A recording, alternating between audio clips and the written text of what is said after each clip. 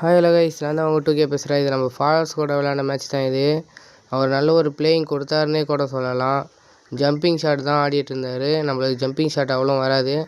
இருந்தால் அவருக்கு டஃப்பு கொடுத்து நம்ம வின் பண்ணிருப்போம் இந்த மேட்ச்சை. வெயிட் பண்ணி பாருங்கள். யாராவது வரேன்றவங்க கமெண்ட் பண்ணிட்டு போங்க, ஓகேவா? வீடியோ வெயிட் பண்ணி பாருங்கள்.